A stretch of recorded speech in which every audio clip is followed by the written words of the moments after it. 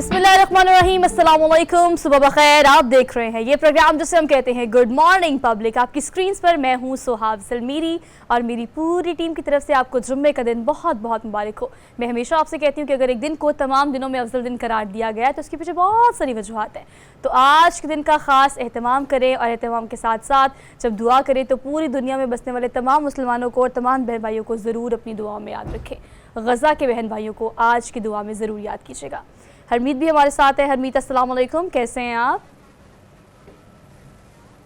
जी वालेकुम सलाम, सत श्री अकाल, गुड मॉर्निंग। मैं बिल्कुल ठीक हूँ। और आपने बात दुरुस्त की कि ख़ासकर इस वक्त जो सिचुएशन है गज़ा में, जिस किस्म के हालात हैं, चाहे वो बच्चों को हम देखें, ख़वातीन को देखें, बुज़ुर्गों को देखें, फिर ख़ासकर अद्वियात की कमी है वहाँ पे, तो यकीनन उनके लिए दुआएं ज़रूर बनती हैं। आप बिल्कुल ठीक कह रहे हैं हरमीत। और इस सारे सिनेरियोज़ में आपको पता है, अभी हम कल ही कह रहे थे ना कि आज first working day of the week है, यानी मंडे है। और ना सिर्फ वर्किंग डे है बल्कि तो नया साल भी शुरू हो गया है, तो first working day of the year भी था। लेकिन आप देखिए डायरेक्टली जंप किया हमने और हम अब सैटरडे पे और पहुंचने वाले हैं, मतलब weekend is just around the corner. तो ये चीज़ें जो हैं, अब आप खुद ही अंदाज़ा कर लें कि कितनी तेज़ी से वक्त गुजर रहा है और तेज़ी से हम जिस जानिब बढ़ रहे हैं। वैसे सुहाग हम देखें, जब ये फ्राइडे का दिन आता है तो एक चीज़ मुझे अब भी याद आती है कि जब हम स्कूल में हुआ करते थे तो जिस दिन छुट्टी होती थी, यानी सुबह के वक्त छुट्टी, कल का दिन यानी छुट्टी होती थी, तो कहीं ना कहीं बच्चों के जो चेहरे होते हैं ना वो खिले होते थे। जुम्मे का दिन आता है तो सौ का चेहरा खिल उठता है। बस ये जो $100 स्माइल आप देख रहे हैं ना, ये मैं आप सबके चेहरों पे देखना चाहती हूँ। और मैं चाहती हूँ कि इसी तरीके से जो भी हुआ, 2-4 दिन गुजर गए, साल का 5वां दिन भी आ गया, लेकिन वीकेंड इज जस्ट, तो ये फर्स्ट वर्किंग डे तो नहीं है खैर, लेकिन फर्स्ट फ्राइडे तो है। तो आप कोशिश करें कि अगर आपने फर्स्ट वर्किंग डे काम नहीं किया तो आज से शुरू कर दें। ये आपका ही पहला दिन है। जिस दिन आपने सोच लिया कि आपने साल को अपने लिए कैसे बेहतरीन बनाना है, वही आपका साल का पहला दिन होगा। तो कोशिश करें कि इसी इंकरेजमेंट के साथ आज के दिन का बाकायदा आगाज़ करें।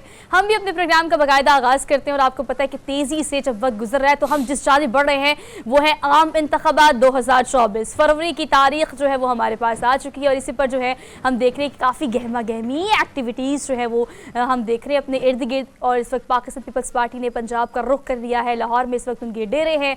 और अगर बात की जाए पाकिस्तान तहरीक इंसाफ की, तो 13 जनवरी वो तारीख है जब तमाम तर छोटी बड़ी जमातों को जो है वो आपका जो भी निशान होता है वो अलॉट कर दिया जाता है। लेकिन क्या उससे पहले पीटीआई के फेवर में ये फैसला आ सकेगा या नहीं, ये $1 मिलियन क्वेश्चन, जिसके लिए पीटीआई जो है लेवल प्लेइंग फील्ड के लिए अब देख रही है मुख्तलिफ अदालतों की तरफ कि कहीं से रिलीफ मिल भी रहा है, कहीं से नहीं मिल रहा। लेकिन अब सुप्रीम कोर्ट पर तमाम तर नजर जमाए पीटीआई जो है वो बैठी हुई है। लेकिन इस पर जो है बाकी दीगर सियासी जमातें लेवल प्लेइंग फील्ड होने का ना होने का गिला भी बराबर कर रही हैं।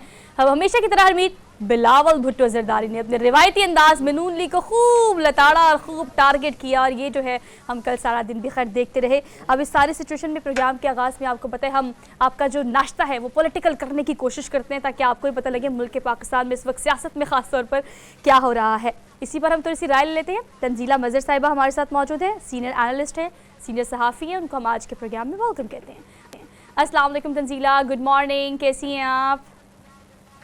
Thank you very much and good morning to you both and everyone जो हमें देख रहे हैं watching।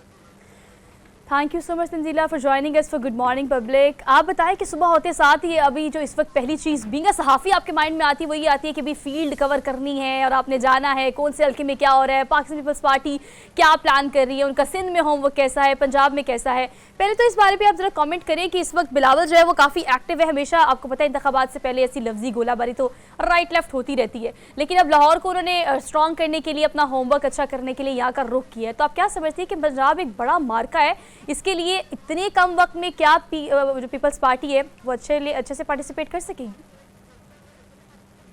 मेरा ख्याल है सिर्फ पंजाब में नहीं पूरे पाकिस्तान के लिए अगर बिलावल को एक शख्सियत के तौर पर देखा जाए तो ज़ाहिर है बिलावल पर कोई इल्ज़ाम नहीं है। इस वक्त वो वाहिद सियासी लीडर है जिनके ऊपर शायद कोई करप्शन का किसी किस्म का कोई इल्ज़ाम नहीं है। एक तो बैगेज के बगैर है, दूसरा एक नया चेहरा है। आपने देखा कि वो बहुत स्वभाव से बात करते हैं।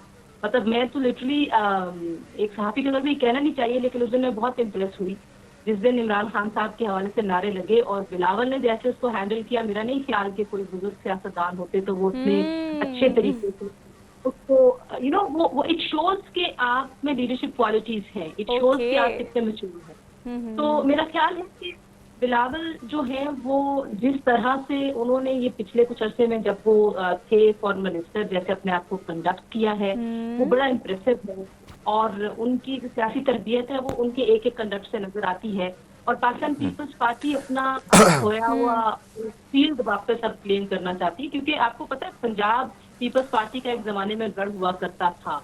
बहुत सारे ऐसे शहर जहां आज उनके लोग एमएनए इलेक्ट नहीं होते लेकिन उनके जाले अपनी जगह पर जरूर मौजूद हैं। तो अब देखिए कि तंजीला मजहर साहब, अगर हम देखें जो बयानात हमें नजर आते हैं और खासकर बिलावल भुट्टो साहब, इससे पहले भी उन्होंने महा लाडला का खिताब नवाज शरीफ साहब को दिया, हाँ। उसके बाद फिर जरदारी साहब ने उनका कान खींच लिया।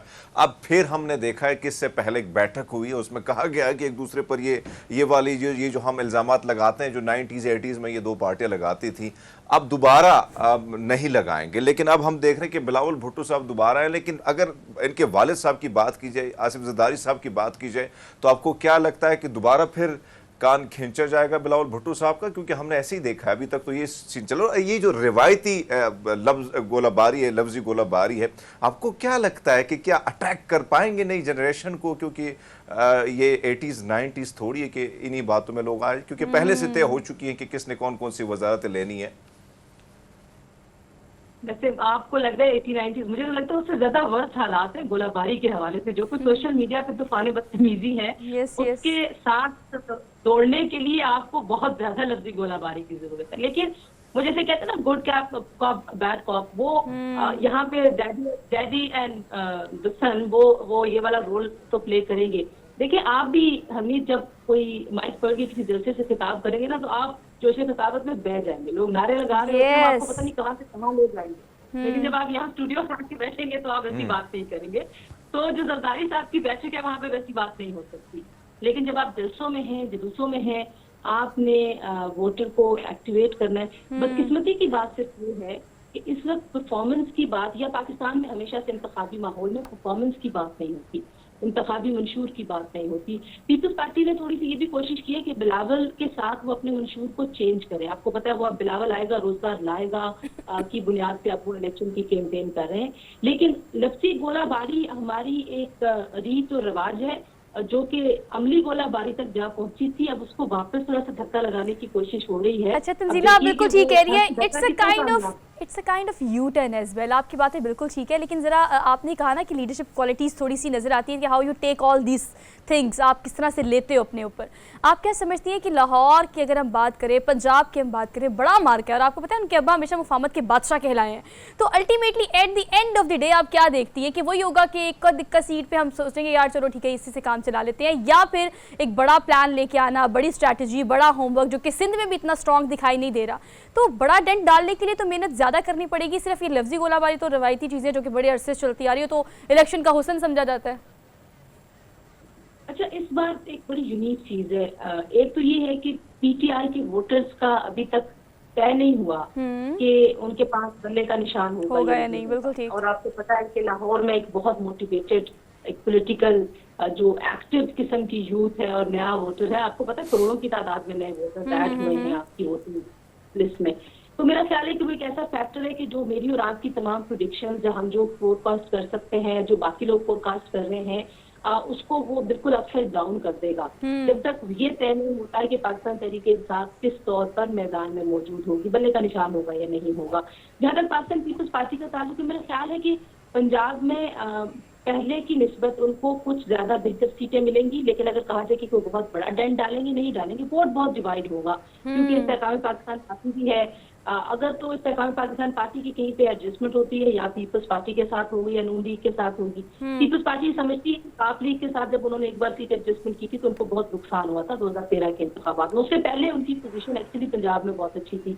सो ये बड़ा मुश्किल सवाल है अभी ये कहना है कि कितना बड़ा डेंट। अच्छा तंजीला, एक और चीज, when it comes to symbol of the party, Tanzeela Mazhar sahab एक और चीज, अगर हम देखें दो चीजें जो हमारे सामने आती हैं। एक तरफ तो हम पीटीआई को इस वक्त अगर देखें तो इमरान खान साहब के अलावा बैरिस्टर गौहर साहब को जिस तरह जिम्मेदारियां दी गई हैं, कल आपने दो प्रेस कॉन्फ्रेंसें देखी, यानी दोनों तरफ हमें इख्तिलाफ नजर आते हैं। हमें एक तरफ नाउमीदी, यानी मरवत साहब कहते हैं कि सुप्रीम कोर्ट से उन्हें कोई उम्मीद नहीं है, बैरिस्टर गौहर उम्मीद लगाए रखे हैं। आपको क्या लगता है कोई रिलीफ मिलेगा पीटीआई को सुप्रीम कोर्ट से?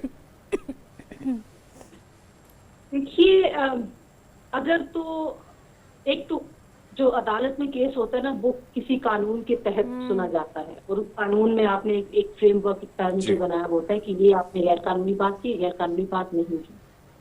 लेकिन मैं अगर बहुत एहतराम के साथ ये कहूँ कि हमारी अदालतों ने क्या हमेशा कानून के उस फ्रेमवर्क के अंदर रहते हुए फैसले किए हैं, तो इसका जवाब नफी में है, क्योंकि अदालतें खुद मानती रही हैं, अदालती तारीख भरी भी ऐसी ऐसे एतराफात से कि हमसे गलत फैसले हुए हैं। तो मुझे लगता है ऐसे है कि हो सकता है कि नजरिया जरूरत जो है वो कहीं न कहीं पाकिस्तान में हमेशा इस्तेमाल होता है और हम हर 10 साल बाद ये नारा सुनते हैं कि नजरिया जरूरत को हमेशा के लिए दफन कर दिया गया। तो वो एक ऐसी लाश है, फिर हम उसे खड़ा करते हैं, दोबारा उसमें ऑक्सीजन आ जाती है और दोबारा चलना शुरू हो जाती है। Yes. आज की कोर्ट अगर आप देखें, जितनी भी अभी लाइव आप कवरेजेस देख रहे हैं, चीफ जस्टिस काजी फायज ईसा साहब हर शख्स से ये सवाल करते हैं सियासी बात मत कीजिए, आइन का बताइए या कानून का बताइए, कौन सी शिक के तहत आप ये बात। अगर तो आईनी कानूनी शिकों में पाकिस्तान तहरीक इंसाफ ने अपने इलेक्शन में वाकई इतनी तकनीकी खराबियां की होंगी जो कि इलेक्शन कमीशन को भी लग रहा है और जो पिटिशनर्स हैं इनके खिलाफ उनको लग रहा है, फिर शायद मुश्किल होगा। लेकिन अगर जो टेक्निकलिटीज हैं उनको क्लियर आउट करके मैनिपुलेट किया गया होगा पाकिस्तान तहरीक इंसाफ के खिलाफ, तो हो सकता है कि रिलीफ मिले। आप देखिए जो डाउट होता है हमेशा किसी भी चीज में, उसका जो आप कहते हैं ना बेनिफिट ऑफ द डाउट, वो हमेशा एक्यूज को मिलता है। तो लेकिन मैं अगर कानूनी बात के अलावा एक बात करूं कि इस वक्त का जो माहौल है उसमें मेरा ख्याल है कि पाकिस्तान तहरीक इंसाफ से सिंबल नहीं लेना चाहिए था और इन इलेक्शंस को होने देना चाहिए था। अच्छा तंजीला, सॉरी फॉर इंटरप्शन, लेकिन देखें इस वक्त आप टेक्निकलिटीज़ पे बात कर रही हैं ना, तो ये बता दें कि लतीफ़ खोसा जो है, जो इस वक्त पीटीआई के अब जो है वो रहनुमा है, वो कल मिले हैं इमरान खान से अडियाला जेल में, और उसके बाद जो कॉन्वर्सेशन उन्होंने मीडिया से की उसके मुताबिक वो कहते हैं कि कोई भी निशान हो, एक ही निशान से तमाम तर उम्मीदवार जो है वो कॉन्टेस्ट में पार्टिसिपेट करेंगे, इलेक्शन में पार्टिसिपेट करेंगे।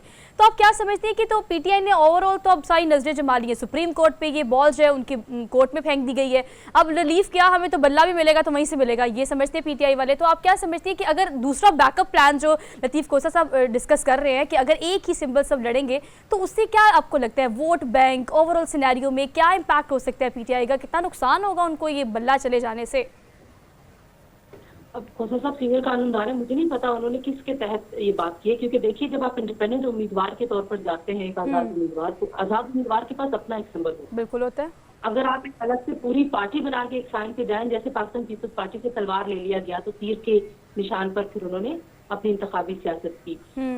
मेरा नहीं ख्याल कि जो अब सारे के सारे कैंडिडेट्स जो आजाद होंगे उनको एक सिंबल मिलेगा। I can not see that elections के जो जितनी चीज मुझे समझा, हो सकता है खोसा साहब के पास कोई जाहिर है वो बड़े कानूनदान है, उन्होंने कानून की किताबों को मैनिपुलेट सारी जिंदगी करके देखा हुआ, तो उनको हो सकता है कोई ऐसा लुकूना नजर आता है कि एक निशान है, लेकिन मुझे नहीं लगता। मेरा ख्याल है कि तंजीला मजहर साहब एक और चीज सुप्रीम कोर्ट से उम्मीद रखते हैं। जी जी तंजीला मजहर साहबा, अगर हम देखें जब भी इलेक्शन आता है तो गहमा गहमियाँ हमें नज़र आती हैं, तैयारियां होती हैं, नारे होते हैं, सारा कुछ हमें नज़र आता है। लेकिन इस बार हमें देखना है, एक तरफ तो दौड़ है, दौड़ आपके सामने है कि बेटा जो है बाप को सदर देखना चाहता है, सदर जो है वो बेटे को वज़ीर आज़म देखना चाहता है, बेटी वज़ीर आला बनना चाहती है, बाप को सदर वज़ीर आज़म देखना चाहती है। लेकिन उसके बावजूद हमें ग्राउंड पे अगर नून लीग की तरफ हम जाते हैं तो हमें वहाँ पर बहुत ज़्यादा मुख्तलिफ हल्कों में दो कैंडिडेट्स खड़े हो गए हैं। आपस की चपकलिशें जो हैं वो बड़ी तेजी से हमें दिखाई दे रही हैं, यानी कोई माहौल दिखाई नहीं दे रहा। क्या वजूहात हैं? क्या बहुत सारे कैंडिडेट से जब भी मैं मिलता हूं, आप भी मिलती होंगी, तो उससे हमें ये नजर आता है कि वो कोई मुतमईन नहीं है इलेक्शन के हवाले से, कोई सेटिस्फाइड नहीं कि या होंगे या नहीं होंगे, तजब्जुब का शिकारी। क्या वजूहात है? मेरा ख्याल है कि इलेक्शंस के ऊपर तो अब बहुत कम कोई हेजिटेशन के साथ बात अब होती है कि होंगे या नहीं होंगे। सारे स्टेक होल्डर्स कह रहे हैं कि होंगे और अल्लाह करे हो जाए। इलेक्शंस बहुत जरूरी है। जहाँ तक पार्टीज के अंदर कैंडिडेट को देखिए, हर कैंडिडेट का हक होता है, वो चाहता है कि मुझे सल्के से टिकट मिल जाए। माजी में भी जमातों के अंदर इस तरह के contest with in the parties होते हैं, लेकिन पाकिस्तान मुस्लिम लीग नवाज में कुछ हैवी वेट्स हैं जो एक दूसरे के साथ अब उलझ रहे हैं। इस बात से उलझ तो नहीं रहे, लेकिन उन्होंने एक ही हल्के से अपना अप्लाई किया। जैसे फॉर एग्जाम्पल अयाज सादिक साहब हैं और शेख रुहेल असगर साहब हैं।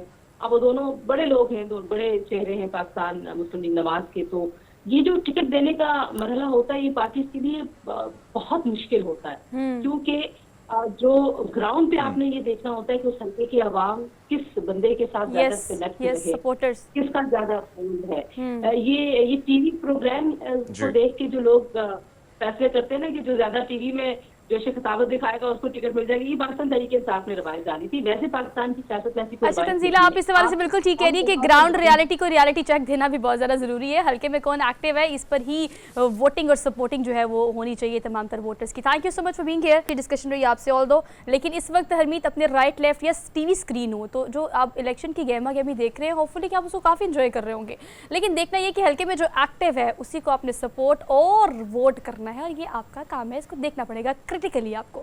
एक ब्रेक लेते हैं, वापस आते हैं एक ब्रेक के बाद।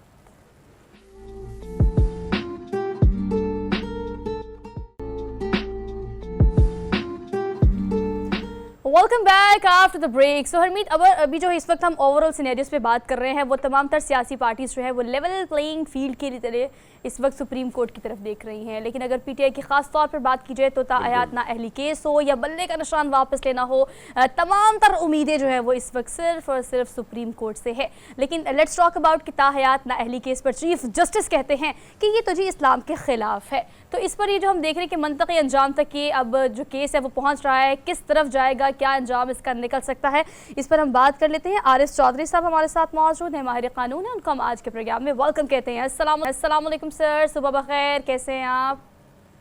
जी वालेकुम सलाम sir, thank you so much good morning public के लिए टाइम देने के लिए। सर कहिएगा कि इस वक्त हम देख रहे हैं कि मंतकी अंजाम की जानिब गामजन है ये केस, जिसे हम ताहयात ना अहली कहते हैं, और फिर चीफ जस्टिस साहब इस पर कहते हैं तो इस्लाम के अकॉर्डिंग है ही नहीं, ये तो इस्लाम के खिलाफ है ना अहली ताहयात। तो आप क्या समझते हैं कि कहाँ जाके रुकेगी ये बात? देखिए, बहुत शुक्रिया आपका, बात बड़ी क्लियर है, बड़ी क्लियर है, क्योंकि पाकिस्तान के अंदर इंसाफ होता हुआ नजर आता है। उसे इंसाफ कहे या जो भी कहे, जो कुछ होना होता है वो पहले से नजर आ जाता है, प्री प्लान। वरना बहुत मुश्किल होता है अदालतों में केसेस का। जब केसेस चलते हैं तारीख तो में तारीख मैंने जब जो तजुर्बा किया, अमेरिका में भी किया, यहाँ भी किया, कुछ जमाना ऐसा था जब बिल्कुल आखिर दम तक आप अंदाजा नहीं लगा सकते थे कि ऊंट किस करवट बैठेगा और अदालत क्या फैसला करेगी। लेकिन अब तो यहाँ हर चीज पसंदो नापसंद इस कदर वाजे है, और नफरतें भी इस कदर वाजे हैं, और मोहब्बतें भी इस कदर वाजे हैं कि हर चीज यूं नजर आ रही होती है क्रिस्टल क्लियर।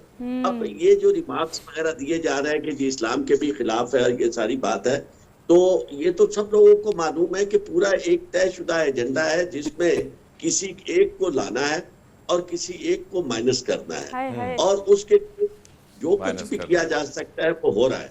कितने सच्चे हैं आप? कल ही मैंने एक बयान देखा उसका, ये जो अहमद साहब हैं, अहमद वली, उनके अपना श्राद्ध की केपीके की पॉलिटिकल पार्टी यानी उसके सूबाई सदर, उन्होंने chief justice Peshawar high court को खुला कत्ल की धमकी दी कि जनाब आप जिंदा नहीं करेंगे। मैं हैरान हो गया कि कोई शख्स यहाँ, कोई अदालत अगर थोड़ा बहुत किसी को रिलीफ देती है तो उसके बारे में इस हद तक खुल के लोग, कभी ऐसा नहीं होता था। ये तो बिल्कुल वो चीज आ गई है जो कोलंबिया में मैंने किसी जमाने में देखी थी कि जज जो था उसकी आवाज नहीं सुनाई देती थी, यानी शक्ल नजर नहीं आती थी, सिर्फ आवाज सुनाई देती थी, और जस्टिस मिनिस्टर भी कत्ल कर दिया गया था और वहां जजेस भी कत्ल किए जाते थे। तो यहाँ अब ये हालत हो गई है, और दुश्मनियां, ये सियासत नहीं रही, जाती दुश्मनियां चल रही हैं, और उन दुश्मनियों चौधरी साहब एक और चीज जाहिर बात है कि हमने माजी में देखा, मैं उस वक्त कवर भी करता रहा, साकिब निसार साहब जब चीफ जस्टिस थे तो उनका जो रवैया था वो भी मुझे याद है, जिस तरीके से वो लोगों को डांटा करते थे, जिस तरीके लोगों को तजलील किया करते थे। कहीं ना कहीं कल जो रिमार्क्स आए ताहयात ना अहली के हवाले से, चीफ जस्टिस साहब के ने जो रिमार्क्स दिए, एक लफ्ज़ जो है कि तौबा का जो रास्ता है वो बंद नहीं है, वो खुला है। तो सर आपको क्या लगता है कि अभी जो तौबा का रास्ता अगर नवाज शरीफ साहब इख्तियार कर लेते हैं तो वो अहल हो जाएंगे, तो क्या ये तौबा का रास्ता आप लगता है कि 5 साल किसी और के लिए भी खुला होगा फिर इसके बाद?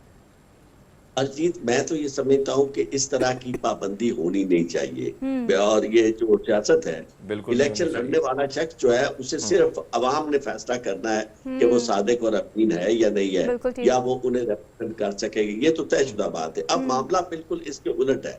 मामला ये है कि ये अदालत जो है, क्या एक ऐसा केस जो ऑलरेडी डिसाइड हो चुका है और जो आप कॉन्स्टिट्यूशनल अमेंडमेंट यानी कॉन्स्टिट्यूशन का हिस्सा बन चुका है, क्या केस को आप किसी और यानी एक और बेंच जो है बाद में बैठ के उसको सेटिसाइड कर सकता है? ऐसा हो नहीं सकता। अब ये जो करना है ना, बात ये है कि इसको आप कर सकती है पार्लियामेंट, और पार्लियामेंट कर सकती है 2/3 अक्सरियत से। आपने अगर तो ये लॉ सारे के सारे बदलने हैं, तरीकेकार बदलना है, और किसी शख्स को खुश करने के लिए, किसी को फायदा पहुंचाने के लिए आपने सारा कुछ बदल देना। आप देखे, 2 चीजें आपने देखी होंगी अजीत, जो अभी पिछले दिनों में हुई। एक तरफ मामला चल रहा था हाई कोर्ट में, और सारे जो जजेस थे सुप्रीम कोर्ट के, उन्होंने कहा जी कि 90 दिन का मामला जो था इलेक्शन कराने का, वो तो हाई कोर्ट में चल रहा था, तो सुप्रीम कोर्ट ने कैसे मुदाखलत कर दी। और इसी तरह दूसरी सूरत में एक मामला फिर लाहौर हाई कोर्ट में ही चल रहा था, जब पीटीआई ने चैलेंज किया था कि ये जो आरओज वगैरह है इनको ना लगाया जाए, ये हमारे खिलाफ मुआंदरत रखते हैं। तो वहां उसी सुप्रीम कोर्ट ने बराह रास्त मुदाखलत करके हाई कोर्ट का केस जो था वो वहीं का वहीं रहा, और उन्होंने पूरे का पूरा केस जो है ऊपर सुन लिया। तो आप ऐसी सूरत हाल में चीजें जो है आपको मेरिट पे होती हुई नजर नहीं आरिफ साहब, आप एक बात बिल्कुल ठीक कह रहे हैं। आपकी पहली वाली बात जो आपने इस प्रोग्राम के आगाज में जब हमने आपसे बात शुरू की, तो आपने कहा कि देखिए चीज़ें तो डिसाइडेड है ना, खुलनी हो रात को 2 बजे भी अदालत खुल जाती है, नहीं खुलनी हो तो किसी केस में नहीं खुलती। आप क्या समझते हैं कि देखिए आजकल 3 केसेस इन पर बहुत ज़्यादा बात की जा रही है। ऑब्वियसली नाअहली का है, बल्ले के निशान वापसी का है, गुमशुदगी और लापता अफराद का है, लेकिन चलिए इस पर भी being a law expert comment कीजिएगा। जो बल्ले का निशान है उसके लिए अब तमाम तर नजरें जो है वो सुप्रीम कोर्ट की तरफ है। आप इस केस में क्या टेक्निकलिटीज़ देखते हैं और आप का क्या इम्पैक्ट देखते हैं पीटीआई पे? देखिए, अगर तो ये मेरिट पे फैसला हो तो बल्ले का निशान जो है वो पीटीआई से नहीं लिया जा सकता। उसकी वजह यह है कि बल्ले का निशान लेना बुनियादी तौर पर ऐसे ही है जैसे किसी पॉलिटिकल पार्टी को आपने डिसबैंड कर दिया और उसे यानी हस्ती से मिटा दिया। चूंकि ये उसका तारुफ है, और ये तारुफ उसका एक दिन में नहीं हासिल होता, इसके लिए कई साल लगते हैं। और दूसरी बात यह है कि अब मुझे जो नजर आता है, चूंकि चीजें तयशुदा हैं, मुझे लगता नहीं है कि बल्ले का निशान जो है वो पीटीआई को मिले। और चूंकि इलेक्शन कमीशन को कभी हमने इस हद तक किसी एक पॉलिटिकल पार्टी के खिलाफ नहीं देखा था इस तरह इस मामले में है। तो दूसरी बात रही, आप अगर ये पेशीन गोइयां करवाना चाहती हैं तो मैं आपको अर्ज कर दूं कि ये भी बिल्कुल खुली किताब की तरह चीजें नजर आ रही हैं। अच्छा। ये अभी थोड़ी आज ही फैसला जो है वो आ जाएगा जहांगीर तरीन और नवाज शरीफ के हक में कि नाअहली जो है वो तायात नहीं हो सकती। और तीसरी कोई बात पूछनी तो आप पूछे, आपको मैं तीसरी बात हरमीत ने पूछनी है। जी हरमीत पूछे। तीसरी क्या है? चौधरी साहब, ये सारी सूरत हाल जो हमें नजर आती है, आपको नहीं लगता कि एक बैन अवी सतह पर अगर हम देखें जिस किस्म की चीज़ें हमें 5 साल बाद 4 साल बाद दिखाई देती हैं और फिर जिस तरीके से चीज़ें सामने आती हैं, जिस किस्म के रिमार्क सामने आती हैं, तो बाहर दुनिया में वो किस तरह इस सारी चीज़ों को देखती है? आपको याद है परवेज़ मुशर्रफ साहब के दौर में बहुत ज़्यादा बाहर दुनिया ने काफ़ी दबाव भी डाला था कि ये सिस्टम बड़ा डिरेल होता चला जा रहा है। आम आदमी इंसाफ के लिए आता है तो उसके लिए दरवाजे ही बंद है, लेकिन बड़े बड़े केसेस जो हैं उनको जिस तरीके से हल किया जाता है सिर्फ उसी पर ज़्यादा फोकस है। तो आम आदमी, सर, आपको नहीं लगता कि कहीं ना कहीं उसका एतमाद अब कम होता चला जा रहा है इस सिस्टम से? अजीत, आप तो बड़े तकल्लुफ़ के कह रहे हैं कि कहीं ना कहीं आम आदमी का एतमाद सहीहन क्या करें सर, डर खौफ आता है ना नोटिस ना आ जाए। आप देखिए लोग गारतगरी हो रही है, लोग अपने हाथों में कानून को ले रहे हैं। उसकी बुनियादी वजह यह है कि जितने तनाज़ात जो अदालतों में तय होने चाहिए वो नहीं हो रहे। अदालतों ने कोई और ही काम पकड़ लिया है जिसकी तरह वो लगे हुए हैं, सियासतदानों के मामला, बड़ों के मामला। बाकी जो आम आदमी, आप देखें, मैं आपको एक अर्ज करूं, मैं प्रोफेशनल वकील हूं, मैं दफ्तर में बैठा हूं, मैं आपको लिस्ट दे सकता हूं कि इतने केसेस ऐसे जिसमें सजाए मौत के लोग जो है वो सफर कर रहे हैं, उनके केसेस नहीं लग रहे, उम्र कैद के केसेस जो है वो नहीं लग रहे। और इसी तरह जो तनाज़ात जमीन से मुतल्लिक और जायदाद से मुतल्लिक है उनको कई साल लग जाते हैं। तो इस सारी सूरत हाल में अदालतें, आपने रिपोर्ट देखें, आप बाहर की बात अगर करें तो आपको हमारी रेटिंग क्या नजर आई है। पाकिस्तान की अदलिया जो है वो पूरे 124 या और बाकी कौन से मुल्क रह गए हैं जिसके साथ हमारा सर आप बिल्कुल ठीक कह रहे हैं, केसेस के अंबार लगे हुए हैं, लेकिन वो है तो डायलॉग ही, लेकिन तारीख पे तारीख ये सीन चलता रहता है। और आपने बड़ी अच्छी बात की है, आप पे बड़ा सूट करता है, बोल के लब आज़ाद है तेरे, वेरी वेल डिस्क्राइब्ड, आपने बहुत अच्छे तरीके से एड्रेस किया तमाम तर चीज़ों को, आपके वक्त का बेहद शुक्रिया। अब हमने लेनी है एक ब्रेक के बाद आप हमारे साथ रहिएगा।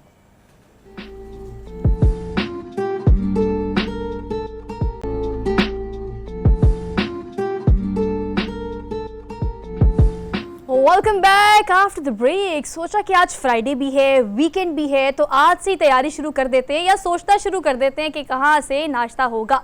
अगर आज नाश्ता करना है तो मैं आपको बता देती हूँ, अगर कल या परसों करना है, और अगर आप कराची में हैं तो भी हमारे कॉरेस्पॉन्डेंट हमारे मुजम्मिल फिरोजी जो है वो इस वक्त कराची में मौजूद है। वो जहाँ मौजूद है उनकी हिस्ट्री पहले मैं थोड़ी सी आपको बता देती हूँ, फिर बताती हूँ कि नाश्ता आपने करना किस चीज़ का और क्या नाश्ता होगा आपके लिए।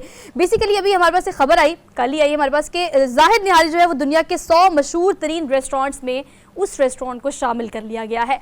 वैसे तो आपको पता है कराची की आलू बिरयानी हो या चिकन बिरयानी हो या उसके अलावा निहारी हो, ये तो पूरी दुनिया में बहुत ज़्यादा मशहूर है। लेकिन अभी जो अगर जाहिद निहारी की बात करें तो ऐसा क्यों, ऐसा क्या है कि 100 मशहूर तरीन रेस्टोरेंट में जनाब इनका नंबर भी सरे फहरिस्त है। और अब हम ये जानने के लिए कराची लेके चलते हैं आपको, चूँकि वहाँ पर मौजूद है मुजम्मिल। अस्सलाम वालेकुम मुजम्मिल, सुबह बखैर, कैसे हैं आप?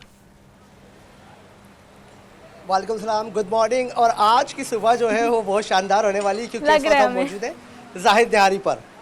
आपकी एक्साइटमेंट से अंदाजा हो गया, अब बड़ी अच्छी मुस्कुराहट के साथ बाजी ऐसा लग रहा है कि दौड़ दौड़ के आप आए, वही वॉक करके आप आए, क्योंकि ऐसा लग रहा है। और उसके बाद निहारी के लिए गरम गरम नान और फिर मजे की निहारी ऊपर लेमन छिड़क के आप खाने वाले हैं। हाँ जी बिल्कुल, हम दिखाएंगे आज आपको कराची की और अब तो दुनिया की मशहूर होने वाली जाहिद निहारी, जो 1980 में यहाँ पे एक छोटी सी दुकान से बंस रोड से उन्होंने शुरू किया था और अब वो मूव होते हुए सदर में उन्होंने एक बहुत बड़ा सा रेस्टोरेंट बनाया। और इस वक्त ताज रोड पर हम मौजूद हैं जहाँ पर उनके एक अच्छी क्लास जो यहाँ पर सुबह नाश्ता करने के लिए आते हैं। तो हरमीत और सुहा, आप लोगों से मैं जानना चाहूँगा एक बात मुझे कि निहारी बड़ी मशहूर है, वर्ल्ड फेमस डिश है हिंदुस्तानियों की, और हिंदुस्तान से पाकिस्तान आई और पाकिस्तान में भी इससे झंडे गाड़ दिए। तो निहारी क्यों कहते हैं इसको, ये मैं आप दोनों से जानना चाहूँगा। हमारे ऑडियंस को बताइए निहारी क्यों है इसका नाम। अच्छा, वैसे ना आपको पता है ब्रेक से पहले ना मैं आपको बताती हूँ, ब्रेक से पहले ना हम लोग डिस्कस कर रहे थे तो मैंने कहा मुजम्मिल आज एंकर बन के आपने एक्स डालना स्क्रीन पे, बेगम देख रही है इनकी, तो जनाब 10 एंकर बने हैं ना, सवाल डाल दिया है। मेरे पास जवाब है हरमीत, मेरे पास जवाब है, पता नहीं वो सही है कि नहीं है। निहार मुंह खाते इसलिए उसको निहारी कहते हैं, गल खत्म। अब आप बता दें। बिल्कुल बिल्कुल बिल्कुल। हुण आगे जाओ, तुसी जाहिद ना मिलाओ साढ़े नाल भाजी, निहारी मशहूर हो गया बंदा। हाँ चले अंदर चलते हैं, अंदर दिखाते हैं आपको निहारी ये कैसे बन रही है और क्या इसके तरीकेकार है। देखिए इस वक्त हम मौजूद है। सबसे पहला स्टेप होता है कि रात को ये एक हल्की बोंग की एक बोटियां होती हैं, उसको चढ़ा देते हैं, रात भर वो हल्की आंच पे पकती रहती हैं और फिर जब पकने के बाद वो उसको दूसरे देगचे में ट्रांसफर करते हैं। मेरा कैमरामैन कैसे दिखाएंगे आपको, ये मेन देगचा है जहाँ से निहारी आती है और बोंग की बोटियां होती हैं जो पूरी रात हल्की आंच पे पकती रहती हैं। उसके बाद जो है उस पर आप देखिए तरी डालते हैं और तरी का क्या देखें क्या लुक आ रहा है तरी का इस वक्त, ज़बरदस्त। ये अभी यहाँ से एक इस तरह इसका पार्सल का भी इंतजाम होता है यहाँ पर। अगर मैं आपको दिखाऊं, देखिए ये गोल्डन कलर के जो डब्बे रखे हुए हैं, इसमें यहाँ से लोगों को पार्सल किया जाता है। अच्छा मुजम्मिल, जो आपके कैमरामैन है ना, इनको जो आपके कैमरामैन इनको आप मुखातिब करके कह रहे हो, जरा क्लोज करके हमें दिखाएं जो हम आपको तरी दिखा रहे हैं ना निहारी के ऊपर, और ये जो सारी रात बनी हुई बोटियां हैं और ऐसे डिलीशियस किस्म के ये जो आप गरम गरम धुआं निकलता देख रहे हैं, बेसिकली ये लाइव मनाजिर है, हम कोई रिकॉर्ड फुटेज नहीं चला रहे। कराची में right in front of that restaurant पहले मुजम्मिल भाई मौजूद थे, आज का मौका आपको सुहा मुजम्मिल को देना चाहिए क्योंकि भाई साहब एंकर हैं आज हमारे और वही सब कुछ करेंगे। पाजी मुजम्मिल, ऐसा लग रहा है कमेंट्री आप ऐसी कर रहे हो जैसे मुंह में पानी आ रहा है और आपने छकना है जरूर, लेकिन हमें दिखाए भाई, हमें भी इंतजार है इस वक्त।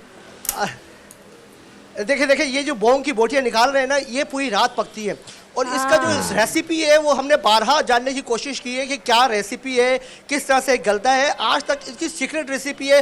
गो कि कराची में मुतादिद नहारी वाले हैं, हर किसी ने लिखा हुआ है दिल्ली की निहारी, और बंस रोड पे भी मशहूर है, 90 पे भी बहुत मशहूर निहारी है जावेद निहारी। मगर जो जाहिद निहारी की बात है ना, वो कराची, अगर इस्लामाबाद से जो भी हमारे सहाफ़ी दोस्त आते हैं उनको अब जो हम लेकर ज़रूर आते हैं यहाँ पर, क्योंकि जाहिद निहारी की क्या ही बात है। अच्छा, इसमें निहारी की इसमें बहुत इकसाम है। अब इसमें इन्होंने चेंजेस लेकर आए, नली निहारी भी है, मगज़ निहारी भी है। अब निहारी को यहाँ पर एक फ्राई भी किया जाता है। ये फ्राई करने के लिए उन्होंने एक अलग निज़ाम लगाया हुआ है यहाँ पर। अगर अभी वो फ्राई करेंगे तो मैं आपको दिखाऊंगा थोड़ी देर में कि फ्राई किस तरह से करते हैं। ये मसाला जात है, इसकी जो बड़ी स्पेशल रेसिपी है, ये मसाला इसका जो निहारी के ऊपर से डाल के देते हैं ये लोग। और ये इस पे अब क्योंकि सर्दी का मौसम है, निहारी जल्दी जल्दी ठंडी हो जाती है, तो उन्होंने एक लाइव गर्मा गर्म उठा के प्लेटें लोगों की ठंडी होती है उनको गर्म करने का।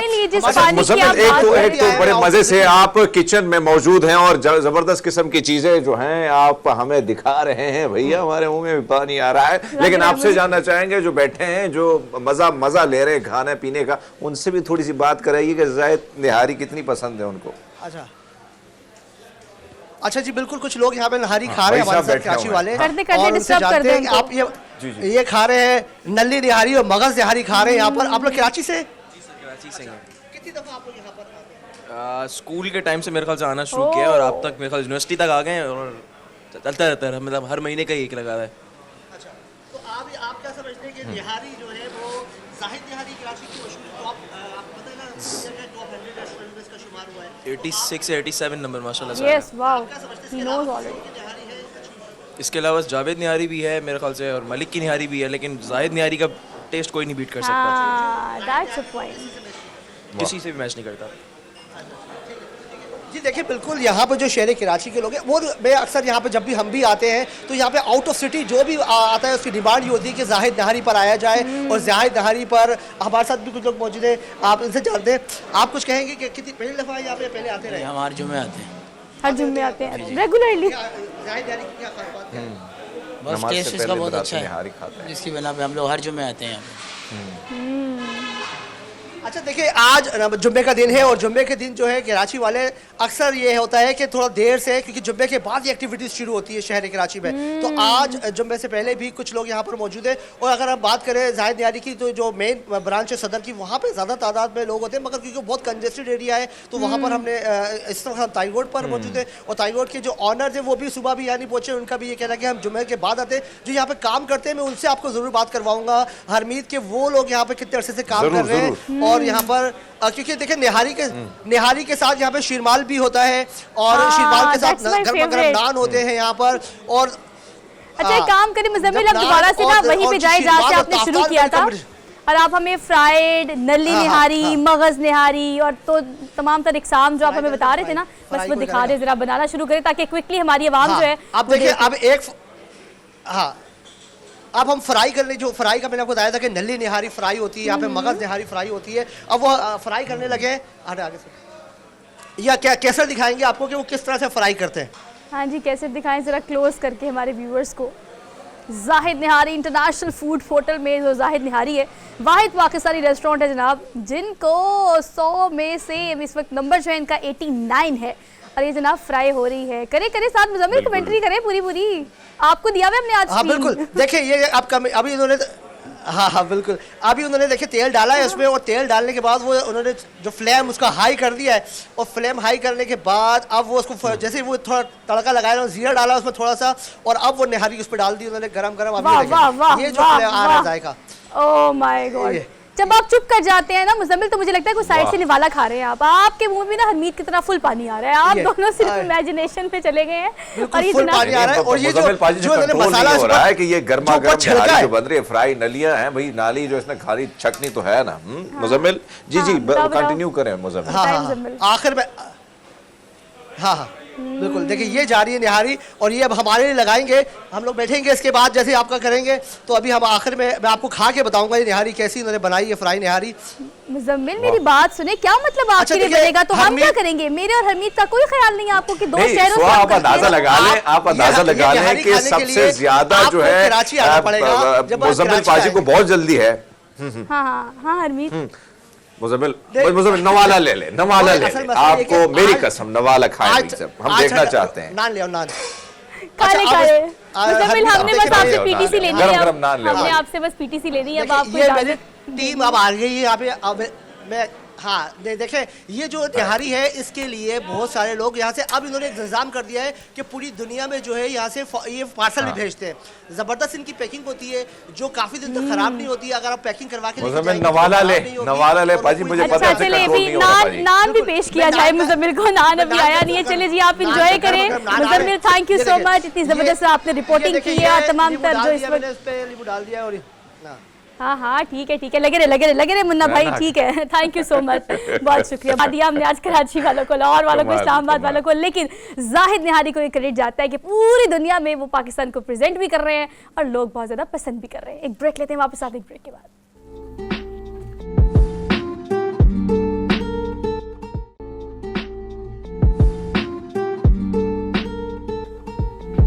Welcome back after the break. So basically we are in the second hour of the show और आपको पता है अभी तक हम रीकैप में चल रहे हैं। वो इसलिए कि 2024 में तो हम एंटर हो चुके हैं, बट ऑल दो आपको कामयाब होने के लिए एक कदम माजी में रखना पड़ता है, क्योंकि हम सीखे कि हमने माजी से सीखा क्या या सीखने के लिए कुछ था भी या नहीं।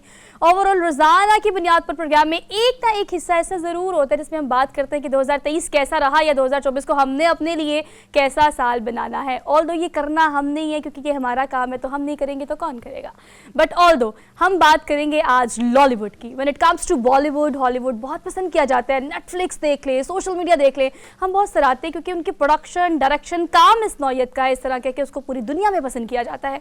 लेकिन लॉलीवुड को जिस तरह से हमने बहुत पीक पे देखा, बूस्ट पे देखा, और वो जवाल जो अभी हम देख रहे हैं वो एक दिन में नहीं आया, वो ग्रेजुअली हमने सफ़र तय किया है और अब दोबारा से ऊपर जाने के लिए भी वो सफ़र तय करने की कोशिश जो हमारे डायरेक्टर, प्रोड्यूसर्स, हमारी ड्रामा इंडस्ट्री, फिल्म इंडस्ट्री कर रही है, उसको हम अप्रिशिएट भी करते हैं। लेकिन ये सवाल अभी भी सवाल है, बहुत बड़ा क्वेश्चन मार्क है कि हम क्या बना रहे हैं और क्या दिखा रहे हैं। खैर, इस पर बात करने के लिए द वन एंड ओनली मेरे साथ जो शख्सियत स्टूडियोज़ में मौजूद है उनका तारुफ मैं आपसे करा देती हूँ। पाकिस्तान के मायनाज डायरेक्टर, प्रोड्यूसर, एक्टर सैयद नूर साहब हमारे साथ स्टूडियो में मौजूद है। अस्सलाम वालेकुम सर। वालेकुम सलाम। एक्टर का काट दें? एक्टर नहीं सर, आपकी एक्टिंग मैंने देखी हुई है तो मैं उसको कैसे काट सकती हूँ। फाइन एक्टर, वो एक हादसा था। हादसा, खूबसूरत हादसा था। कैसे हैं सर एक्टिंग आप? करवाते हैं लोगों से। हाँ, मैं इट्स माय पैशन। कैसे सच्ची हैं आप सर? बात है जी, बेहतरीन। सर आपको नया साल बहुत मुबारक हो। अच्छा, मैं इधर देख सकता हूँ अरमीत से? नहीं सर, आप मुझे देखें। आप ही को देखूं? आप मुझे देखें। अगर आपने अरमीत से बात करनी है तो आपने इस कैमरे में देखना है। एक कैमरा, ओके अच्छा। ओके फाइन सर तबीयत शबीयत ठीक है आपकी? जी, बेहतरीन। चलिए सर, काम अगर देखिए अभी हम ब्रेक में बात कर रहे थे, बल्कि ऑन एयर आने से पहले सर आप बता रहे थे कि कोई 2-3 बड़े ज़बरदस्त से प्रोजेक्ट हैं जो कि आपने बनाए भी हुए हैं, उस पर काम हो भी रहा है, हो भी चुका है। But when it comes to के टाइमिंग्स बड़ी मैटर करती है कोई भी प्रोजेक्ट लॉन्च करने की। 2022 में हमने मौला जट देखी, 2023 में XYZ कोई दूसरा प्रोजेक्ट हमने देखा, 2023 में भी मौला जट बॉक्स ऑफिस पे सुपर डुपर हिट रही और वही मूवी हम देखते रहे। तो ये टाइमिंग ख़राब चल रही है लॉलीवुड की, आप क्या समझते हैं, क्या हालात फैक्टर्स हैं? ख़राब चल रहे हैं मुल्क के। देखिए, लोगों के पास पेट्रोल के पैसे नहीं हैं, लोगों के पास घर की ग्रॉसरी ख़रीदने के पैसे नहीं हैं, लोगों के पास टेंशन के सिवा कुछ नहीं है, लोगों के पास वक्त नहीं है। देखिए, जब पुरसुकून होगा जहन और वाफर पैसे होंगे कुछ फालतू जेब में और टेंशन कोई नहीं होगी, तो तब कहा जाएगा फैमिली को चलो आओ फिल्म देखें। बिल्कुल ठीक, बिल्कुल तो ठीक। इन हालात में जो जिस तरह है वो तो घर का खर्चा वो मुश्किल पूरा हो रहा है और सब्ज़ी भी नहीं लाई जा सकती, गोश्त भी बकरा ईद के इंतज़ार में बैठते हैं हाय। और सही कह रहे हैं, बिल्कुल ठीक सर। ये हार्श रियलिटी है हमारी सोसाइटी की। और सर इसी कॉन्टेक्स्ट में बहुत सारी आपको पता है अपीलें भी चल रही हैं इस लिहाज से कि फॉर द टाइम बीइंग अगर कुछ प्रोडक्शन या डायरेक्शन हमारी अभी पाइपलाइन में है तो कम से कम सिनेमास को एक्टिव करने के लिए और चीज़ों को पैरेलल तरीके से साथ लेके चलने के लिए अपीलें हैं बहुत सारी कि तब तक टिल नाउ इंडियन मूवीज़ जो है उनको इजाज़त दी जाए ताकि हमारे सिनेमा घर बहाल हों। पहले फैमिलीज़ जाती थी, कैटेगरीज होती है ना कि आप थोड़े पैसे में भी जा सकते हैं, लेकिन अब तो वो एंटरटेनमेंट फैक्टर और सेक्टर जो है ना वो बिल्कुल ही डेड हो गया। तो आप ये क्या समझते हैं कि जो बात कर रहे हैं अपीलों पे, आप इन द फेवर ऑफ? हाँ, नहीं सही बात कर रहे हैं। देखें, हमारे जो लोग हैं, हमारी जो कौम है, वो हमारी फिल्म इंडस्ट्री पे इतना ट्रस्ट नहीं करती और उनकी फ़िल्म देखने नहीं जाती। इंडिया की कोई भी फिल्म हो, चल मेरा पुत्र 3 भी हो, 2 भी हो, उसको देखने ज़रूर जाएंगे। तो ये एक रुझान बना हुआ है। तो मैं समझता हूँ कि अच्छा है, चलो सिनेमा आबाद तो हैं, आबाद रहने चाहिए, इससे पहले कि ये सिनेमा भी टूट जाएं बिल्कुल ठीक। तो क्या होगा। तो मैं समझता हूँ इंडियन सही नूर साहब। जी जी जी जी हरमीत।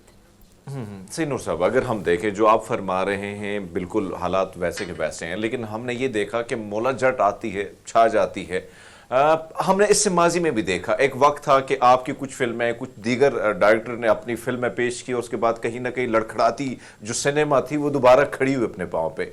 अब अगर मौला जट को हम देखते हैं, लेकिन हम नहीं देखते दीगर प्रोजेक्ट्स जो लोगों ने रोके हुए हैं। आपको नहीं लगता कि ये सर्वाइव की जो जंग है, कहीं ना कहीं सिनेमा को भी इसको भी कंटिन्यू कर लेना चाहिए कि अगर मौला जट कर सकती है इस चीज़ को एक्टिव, तो आपकी भी कोई फिल्म, दीगर की भी कोई फिल्म दोबारा भी एक्टिव आ सकती रिस्क है। लेना चाहिए। नहीं ज़रूर होगा, ऐसा ज़रूर होगा, लेकिन मैं जो अर्ज कर रहा हूँ वो समझने की कोशिश करें।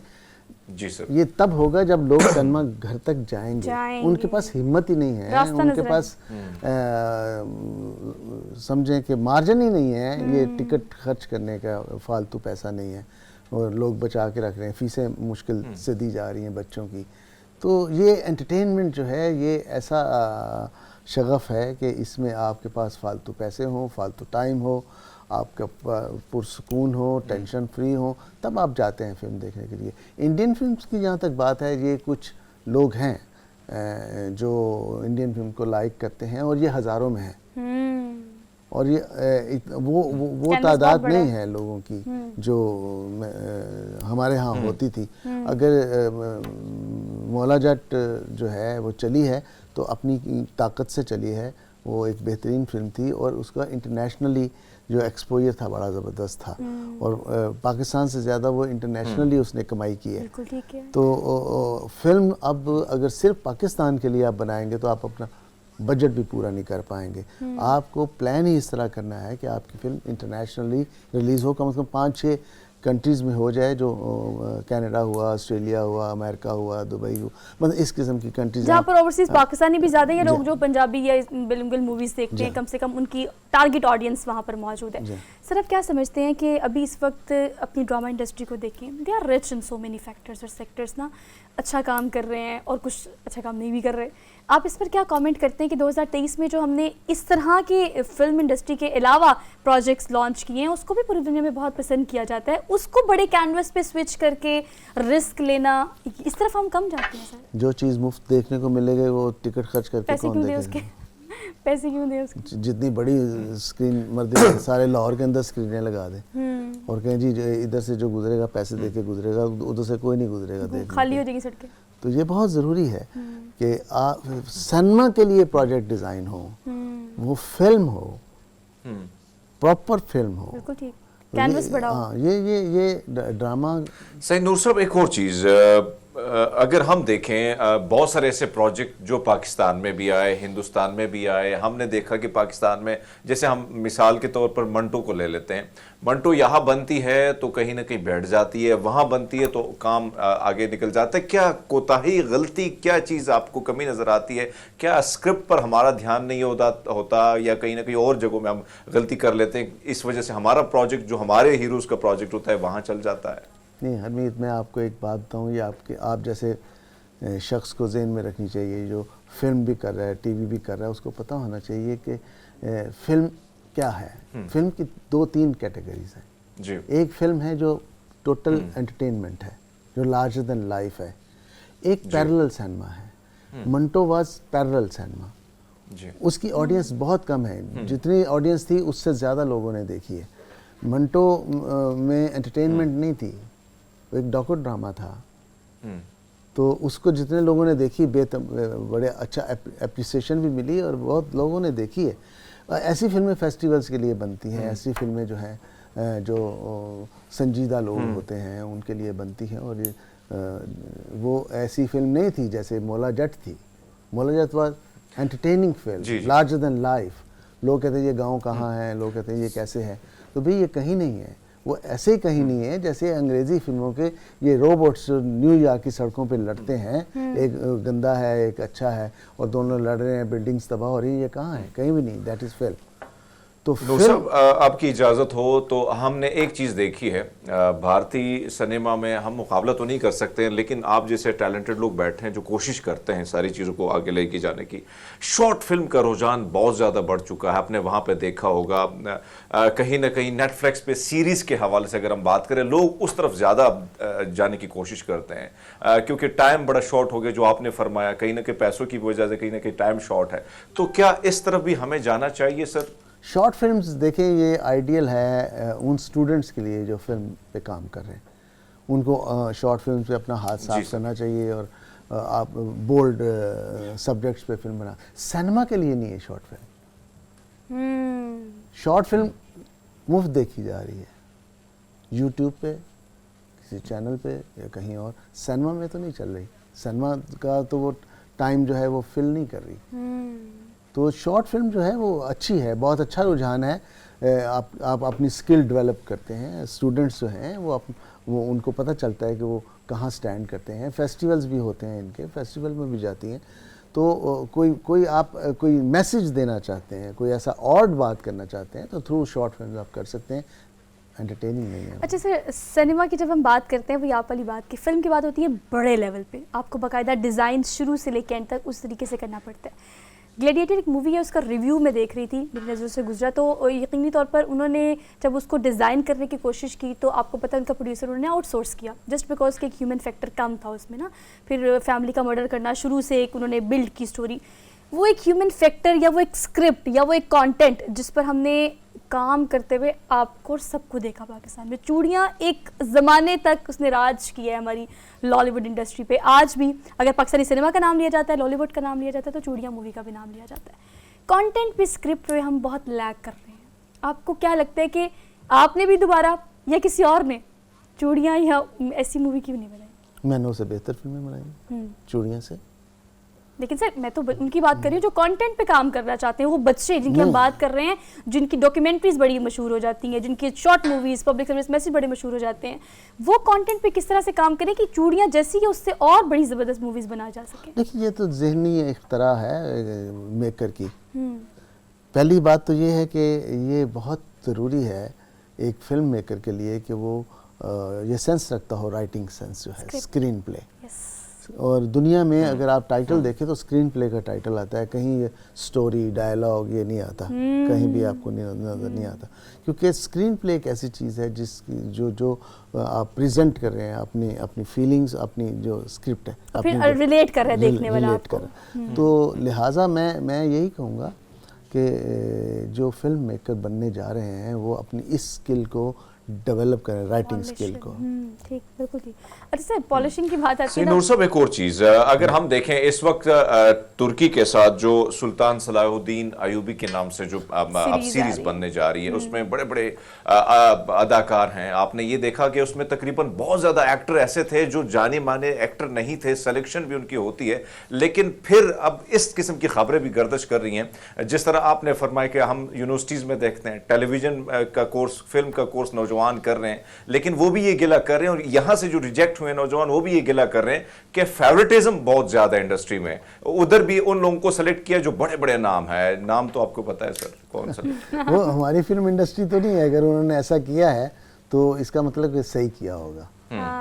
तो देखिए ये लोग, लेकिन ये जो मैं दूसरा सवाल जोड़ रहा हूँ पाकिस्तान के साथ, नौजवान जो आप लोगों से भी गिला करते हैं सर। जी नहीं, नौजवानों को गिला करने की बजाय अपना आप तोलना चाहिए, अपनी स्किल को देखना चाहिए। और जितने भी लोग बड़े एक्टर्स हुए हैं ये सब रिजेक्ट हुए हैं जी। सालों साल इन लोगों ने स्टूडियोज के चक्कर लगाए हैं। बिल्कुल ठीक। और चाहे वो अमिताभ बच्चन है, चाहे वो धर्मेंद्र है, चाहे वो मोहम्मद अली साहब हैं, चाहे वहीद मुराद साहब, इवन वो प्रोड्यूसर थे, फिल्में प्रोड्यूस करते थे, लेकिन शुरू में उन्होंने छोटे छोटे रोल किए और फिर जाके तो ये एक प्रोसेस है। अगर आप ये बहुत चंद मिसालें हैं दुनिया में कि ओवर द नाइट वो सुपरस्टार बन गए या कामयाब हो गए। ये काम ही ऐसा है, ये रगड़ा जब तक ना खाएं, फेलियर ना देखें जब तक, तो आपको कामयाबी नहीं होती, आप सीखते नहीं हैं। तो ये बहुत जरूरी। ਤੁਹਾਨੂੰ रगड़ा लग रहा है ना तो तुसी रेडी रहो। ओहो, अच्छी ऑफर है। आधी आधी ऑफर दी लेकिन अच्छी दे दी है। अभी देखकर- देखो मैंने फिल्म बनाई है, लार्जर देन लाइफ है वो मैं उसी तरफ आ रहा था जी। जी। ललकारा सिंह आपकी फिल्म थी सर ललकारा सिंह, हरमीत सिंह से मुतासिर होके। जी, जी। लेकिन ये अलग बात है कि हरमीत सिंह को चांस आपने नहीं दी, किसी और को दे दिया। नहीं, कर अब दिया ये गिला। फिल्म क्यों- हरमीत ने गिला भी कर दिया। वहाँ 21 साल का लड़का चाहिए था, तो this हमें was 20 the साल, reason। हरमीत 20 साल के हैं सर। आपका रोल बनाएंगे और आप ऐसा रोल होगा जो देखें, एक्टर फेल कहाँ होता है, उसका फेलियर कहाँ होता है, जहाँ वो सिंक्रोनाइज नहीं करता कैरेक्टर के साथ, उसकी प्रेजेंस, उसकी शख्सियत, वाह। वो जब कैरेक्टर में नहीं फंसती तो वो कामयाब नहीं। मेरे जितने लोगों थोड़ा को इंट्रोड्यूस thoughts है। कराया है वो सब उस कैरेक्टर में फिट इन थे, जब भी वो हिट हो गए, पहली फिल्म में हिट हो गए। वाह। तो ये बहुत ज़रूरी होता है। मिस कास्टिंग जो है एक्टर को मार देती है, वो एक्टर को भी मार देती और है, किरदार को भी मार देती है सर। मेकर को भी मार देती है, प्रोड्यूसर को भी मार देती। लेकिन हरमीत हाँ, ये वाली प्रोड्यूसर को भी सब मर जाते हैं।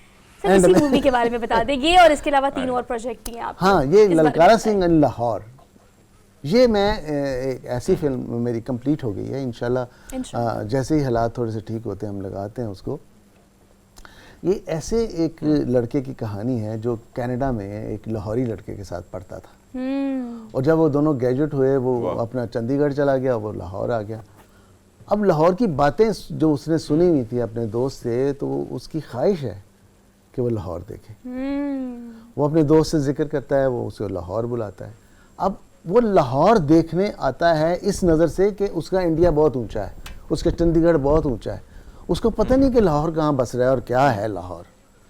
थ्रू हिज आइज़ मैंने एक्सप्लोर किया है लाहौर को, अंदरून लाहौर को और न्यू लाहौर को, और फिर उसके लोगों को, फिर उसके मोहब्बतों वाले शहर में जो उसके साथ ट्रीट होता है, जो वो मेहमान नवाजी सर। वो कहता है मेहमान नवाजी भी, और Practice। फिर मेहमान नवाजी के अलावा जो आपके जज्बात होते हैं, आप बेटा कहते हैं, मोहब्बत, भाई प्यार। कहते हैं, आप सीने से लगाते खलूस। हैं, जो कहीं नहीं होता। तो वो एंड में वो लड़का रो रहा है, कह रहा मेरा जी नहीं चाह रहा वापस जाने है। को। और फिर क्या कहता है?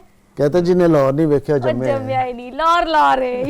ये वाली बात जो है ना, ये पूरा ये अगर मैं इसमें आपको ले लेता तो वो कहते यार ये तो मास्टर किया हुआ है इसमें डबल 2 बार PhD कर गया PhD नहीं सर, मैं आपसे कह रही हूँ आपको 21 साल का चाहिए था, हरमीत तो भी 20 साल की है ना, 1 साल बाद आप उनको ले नहीं लेते।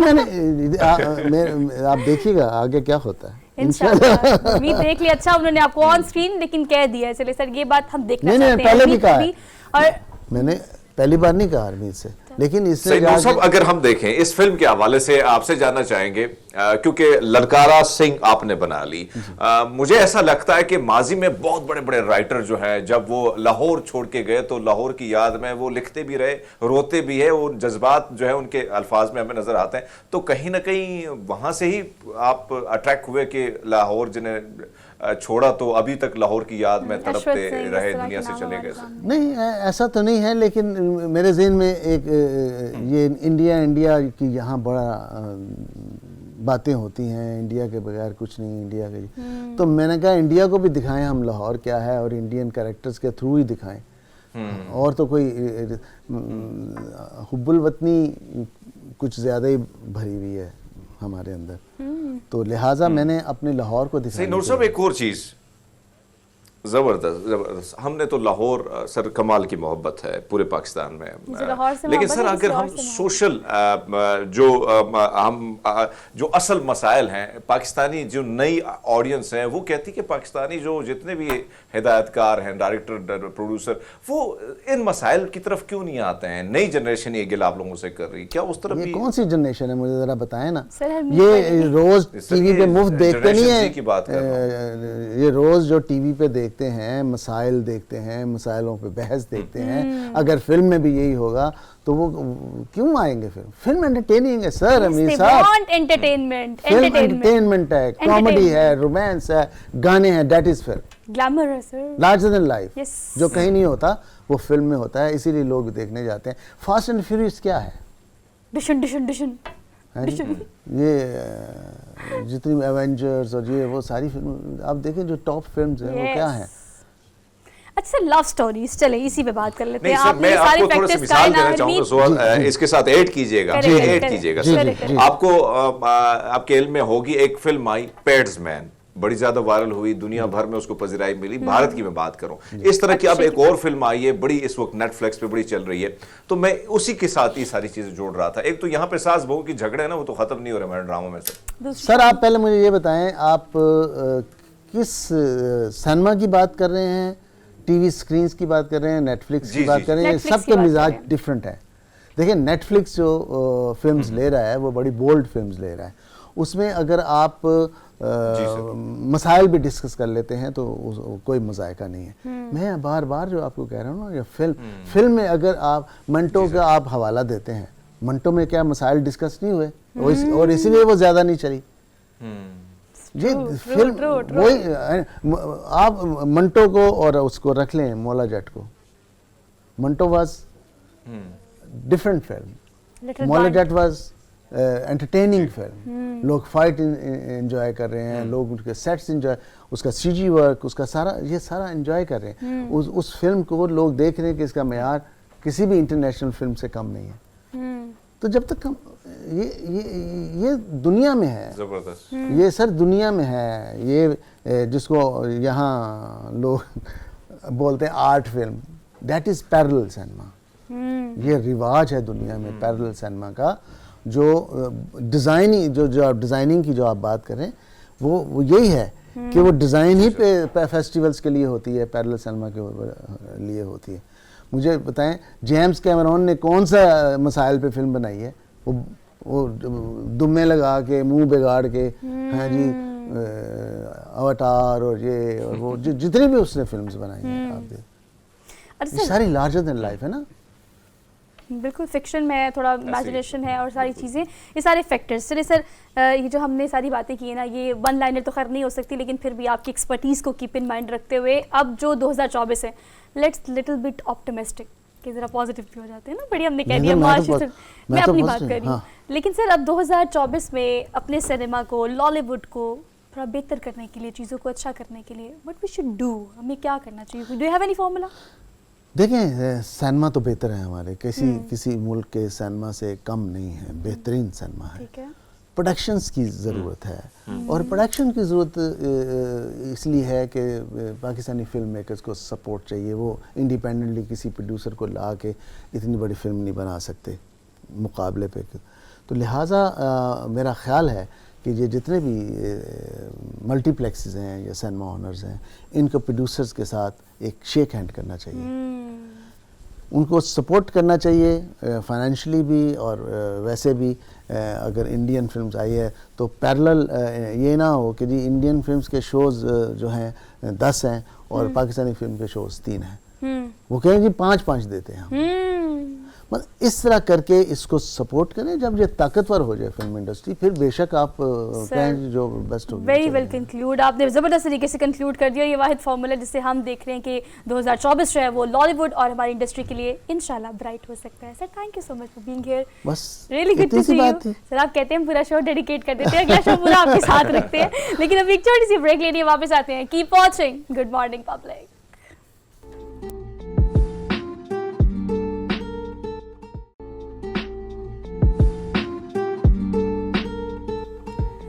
Welcome back after the break. आपने अक्सर औकात हरमीत हमारे शो में हमने बहुत सारे लोगों को ये प्लेटफॉर्म दिया सिर्फ इसलिए कि उनको अप्रिशिएट किया जा सके, बिकॉज वो ना सिर्फ अपने लिए बल्कि पाकिस्तान के लिए पूरी दुनिया में नाम कमा कर वापस आते हैं, पाकिस्तान को बड़े अच्छे अंदाज में पोर्ट्रे करते हैं, हमारा प्राइड होते हैं। लेकिन कुछ प्रोजेक्ट ऐसे भी हैं जिनको शुरू करने से पहले भी आपके सामने रखना चाहिए कि ये सफ़र आसान कभी नहीं होता। इससे पहले प्री प्लानिंग होती है, बैकअप प्लान्स होते हैं और उसके बाद ये सफ़र का बाकायदा आगाज़ किया जाता है। और कुछ ऐसे स्पेशल लोग होते हैं जो कि अपने काम से भी स्पेशल होते हैं, अपनी ज़ात से भी स्पेशल होते हैं और फिर काम भी स्पेशल करना चाहते हैं और पाकिस्तान का नाम रोशन करना चाहते हैं। तो आपकी मुलाकात ऐसे ही कुछ लोगों से मैंने आज करवानी है जो कि कैसे प्रोजेक्ट पर काम कर रहे हैं जिसमें उन्हें ज़रूरत है आप लोगों के सपोर्ट की, और इसीलिए आप लोग का सपोर्ट हासिल करने के लिए हम भी उन्हें सपोर्ट कर रहे हैं। आपकी मुलाकात एक ऐसे बाइक राइडर से करवाऊंगी जो कि मोहम्मद मुस्तफ़ा कहलाते हैं, लेकिन माजूरी के बावजूद, पोलियो अफेक्टेड है, उसके बावजूद भी अब दुनिया घूमने का उनका प्लान है। 80 से ज़ायद ममालिक का टारगेट उन्होंने अचीव करना है और उसके लिए वो भरपूर तैयारी करके बैठे हैं। तो आपकी मुलाकात कराते हैं। मोहम्मद मुस्तफ़ा अली हमारे साथ मौजूद हैं। अस्सलाम वालेकुम मुस्तफ़ा। वालेकुम अस्सलाम। कैसे हैं आप? मैं अल्हम्दुलिल्लाह ठीक ठाक। Thank you so much for being here, good to see you. Syed Ali Raza Naqvi sahab भी हमारे साथ मौजूद हैं, सोलो ट्रैवलर हैं, मीडिया पर्सन है, बहुत सारी स्क्रीन पर आप देख चुके हैं और बहुत सारे मीडिया ऑर्गेनाइजेशन के साथ एफिलिएट रहे हैं। तो आपको भी आज के प्रोग्राम में हम खुशामदीद कहते हैं। अस्सलाम वालेकुम सर। वालेकुम अस्सलाम। सर आपके आने का बेहद शुक्रिया। मुस्तफ़ा, मैं आपसे जानना चाहती हूँ, जो मैंने कहा ऑब्वियसली हमारा एक कोई 7-8 माह पहले भी हमने एक प्रोग्राम साथ किया था और आपकी जितनी भी हमने कामयाबियाँ हैं उनको समेटा और हमने उनको अप्रिशिएट भी किया, लोगों के सामने भी रखा।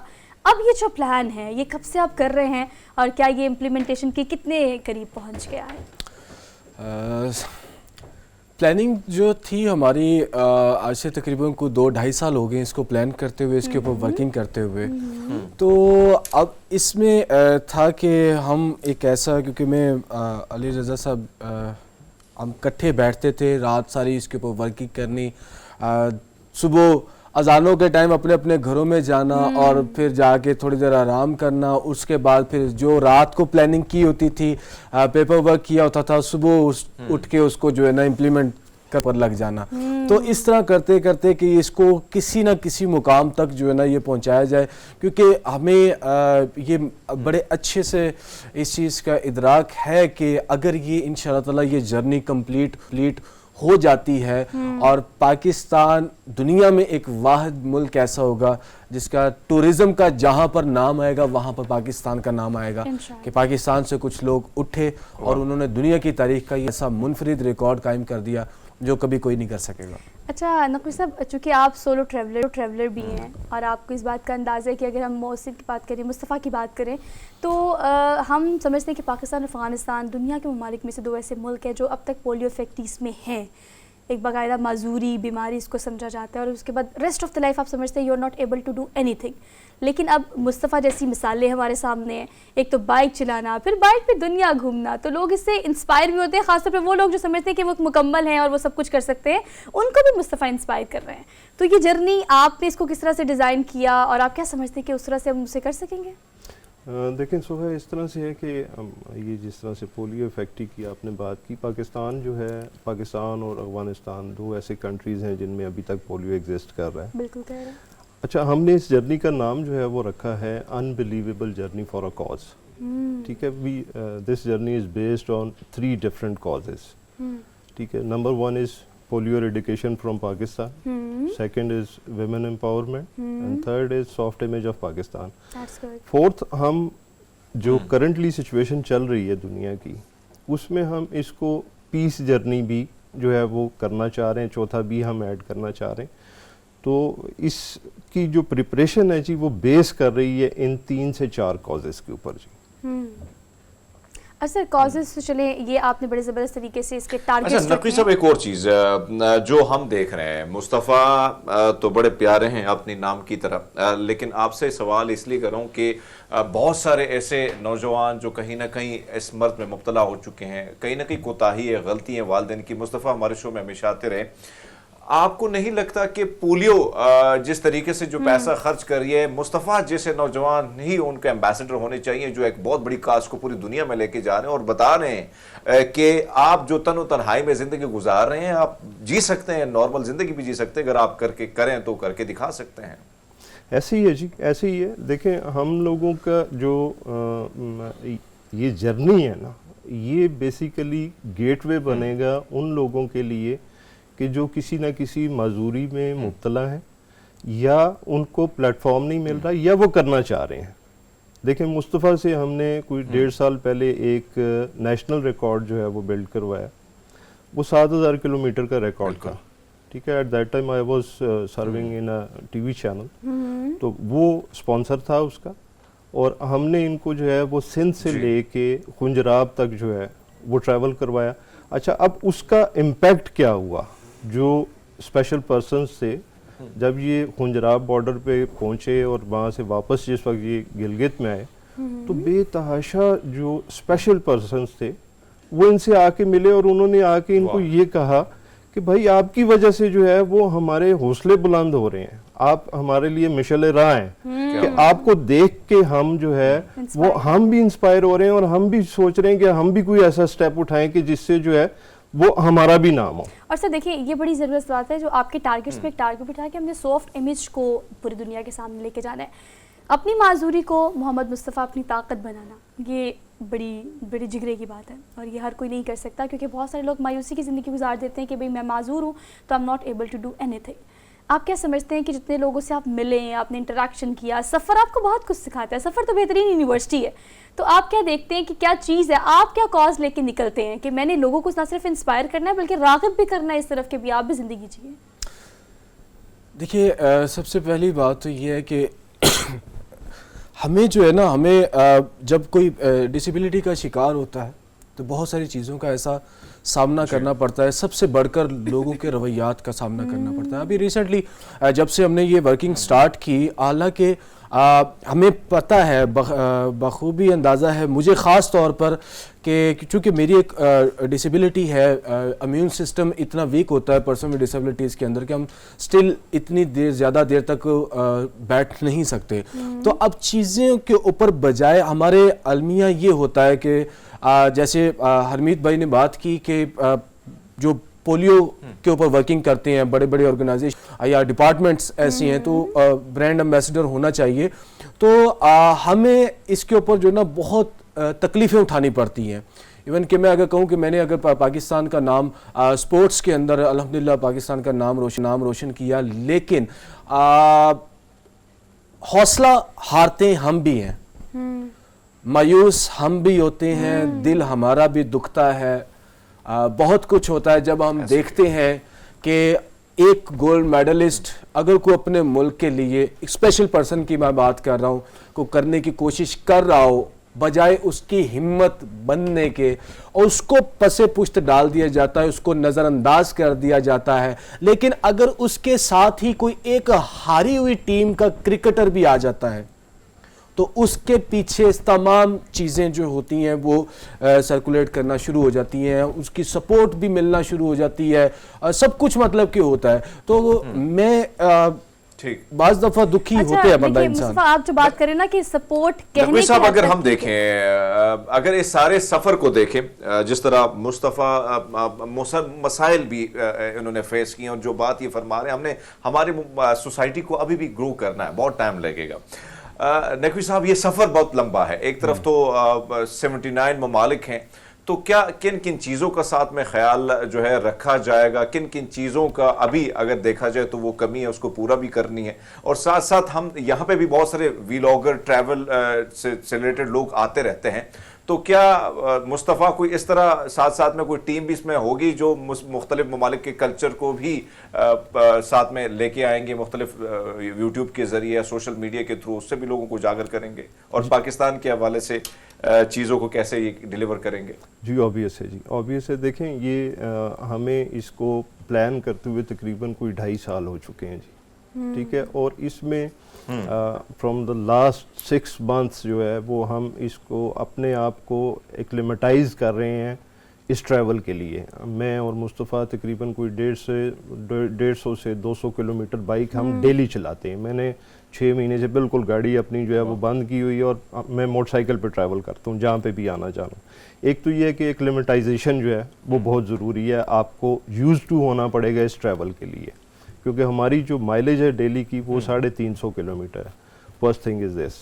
सेकंड ये है जी कि हम क्योंकि मेरा पिछले 25 साल से ताल्लुक मीडिया से है और मैं डॉक्यूमेंट्री प्रोड्यूसर भी रहा हूँ, मैं प्रोड्यूसर भी रहा हूँ, मुख्तलिफ चैनल्स को मैंने हेड भी किया हुआ है, तो हमने इसको प्रॉपरली प्लान किया हुआ है कि इसको हमने जो एक कंट्री से दूसरे कंट्री में जब हमने जंप इन होना है तो हमने वहाँ पे शाउट आउट्स भी रिकॉर्ड करने हैं, हमने बहुत सारी चीज़ें और भी हैं वो रिकॉर्ड करनी है, कल्चर को हम रिकॉर्ड करेंगे वहाँ पे। इसके ऊपर एक डॉक्यूमेंट्री हम बना रहे हैं और साथ ही साथ हम अराउंड द वर्ल्ड के नाम से एक फीचर फिल्म भी इसके ऊपर डेवलप करेंगे।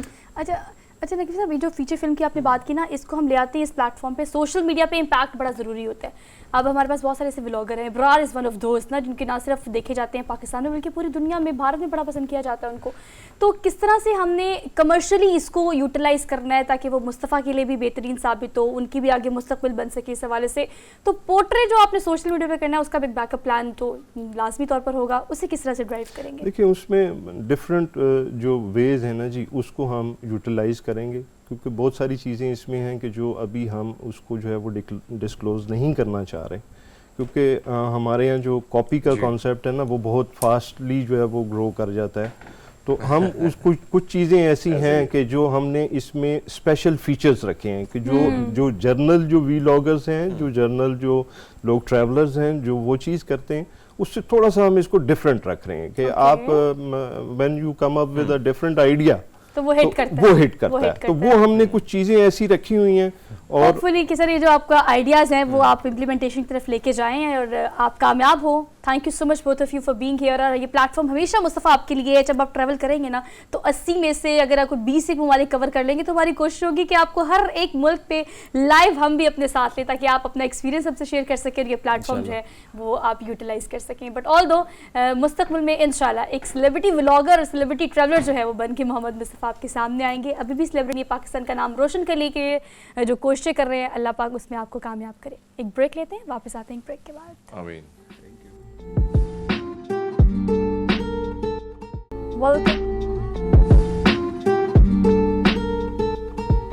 Welcome back after the break. So basically Harmeet, आपको याद होगा बचपन में ना हम जब किसी गैदरिंग में बैठा करते थे तो ये बात ज़रूर होती थी कि आपकी राइटिंग कैसी है, उर्दू की, इंग्लिश की। लेकिन आजकल पता है क्या बात होती है? आजकल बात होती है जिसकी टाइपिंग स्पीड अच्छी है ना, बस वही बंदा, उसको लिखना भी अच्छा आता है क्योंकि उसको मोबाइल पे लिखना आता है। लेकिन जो स्कूल का रुझान वैसे सुहा, मैंने तो तख्ती, आपको याद होगी, मुझे याद है, आप शायद आपको याद ना हो, तो तख्ती के ज़रिए कलम, जो लकड़ी से कलम बनता था और उससे उस पर हम लिखते थे और बाकायदा उसके टीचर होते थे जो आपको बताते थे कि ये बेटा आपने इस तरह नहीं इस तरह लिखना है।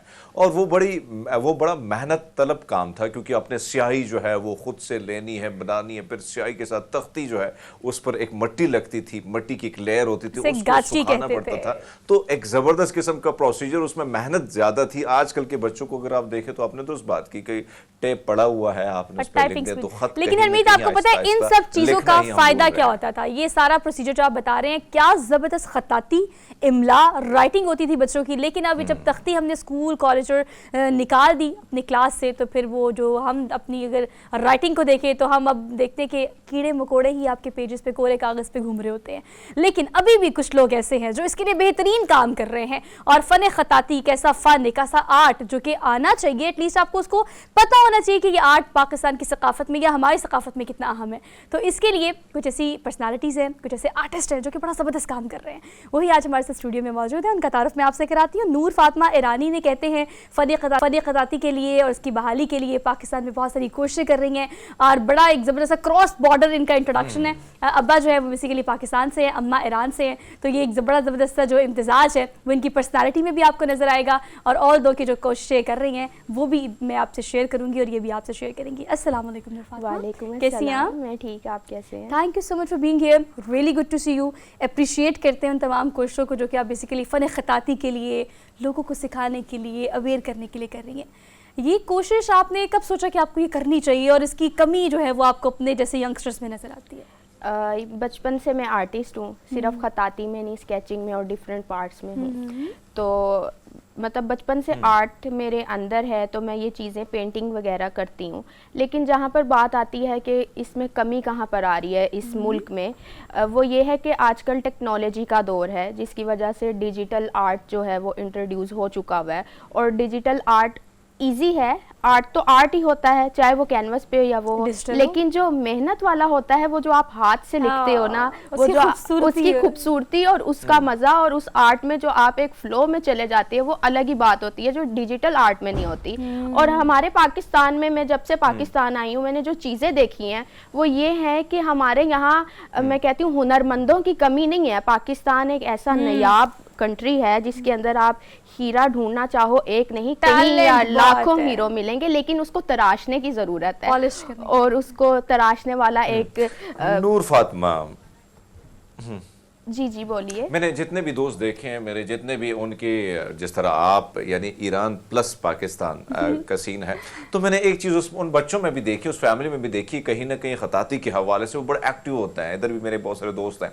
तो क्या आपने जो फरमाया कि बचपन में कहीं ना कहीं आप ये आर्टिस्ट बनना या आर्ट वाला सीन था कोई ना कोई, लेकिन वालदा भी का कोई हाथ है ईरान से कहीं ना कहीं? मेरी वालदा जो हैं वो भी आर्टिस्ट हैं। मेरे जो दादा अबू थे वो पाकिस्तान के सबसे फेमस जर्नलिस्ट थे, तो जिसकी वजह से ना जेनेटिक्स में कह सकते हैं कि ये चीज़ मेरे अंदर आ चुकी हुई है। लेकिन अच्छी बात पता है क्या नूर फातिमा, कि आप इसको ट्रांसफ़र करना चाहती हैं, सबसे अच्छी बात है। अच्छा, जो कोशिश आप कर रही हैं इस फ़न ख़ताती को, और इसकी जो हम देख रहे हैं कि हमने ऑलमोस्ट कह सकते हैं कि ज़वाल की सी सिचुएशन है, तो इसके लिए क्या क्या कोशिशें करती हैं? क्या सिखाती भी हैं, और जो अपना काम पोर्ट्रे करती हैं वो किन प्लेटफॉर्म्स पे करती हैं? मेरा काम बेसिकली रमज़ान ट्रांसमिशंस में भी पोर्ट्रेट होता है, इसके अलावा एग्जीबिशंस भी होती हैं अलहमरा में मेरी, और इसके अलावा मैं सिखाती भी हूँ। काफ़ी लोग आते हैं मेरे पास जिनको शौक़ होता है, मैं उनको बताती हूँ कि किस तरह से करना है और क्या चीज़ें यूज़ करनी है, किस तरह के कलर्स को यूज़ करना है, और इसके डिफरेंट ख़त होते हैं उनके बारे में मैं उनको बताती हूँ। तो इस तरह से मैं लोगों को सिखाती हूँ। लेकिन पाकिस्तान में मैंने देखा है कि एक चीज़ जो है मुझे दुख होता है, जिसको देख कर के उस पर इतना ध्यान नहीं दिया जाता है, जो हमारे स्ट्रीट आर्टिस्ट होते हैं, ये जो वॉल आर्ट करते हैं, इसके ऊपर भी कई जगहों पे जब मैं पाकिस्तान के रोड से गुजरी हूँ मैंने खताती देखी है, लेकिन उन लोगों को मैंने कभी भी नहीं देखा कि वो कौन है, कहाँ है। उन लोगों को कभी मीडिया पे मैंने पोर्ट्रेट होते हुए नहीं देखा एज सच। मतलब वो नॉन नहीं है, उनको उन पर्सनालिटीज को सामने आना चाहिए, उनको सामने आना चाहिए, क्योंकि वो आर्टिस्ट हैं, उनकी कला जो है वो लोगों को दिखनी चाहिए। नूर, एक और चीज़ जो जिस चीज़ का आगाज़ में मैंने और हमीद ने जिक्र किया था ना, कि देखें आपके तो चले जेनेटिक्स में है, लेकिन आपकी ब्रिंगिंग में, अर्ली एजुकेशन में कितना ज़्यादा ज़रूरी है कि इस फैक्टर को आपके अम्मा अब्बा ने, हमारे स्कूल कॉलेजेस ने जिंदा रखना है।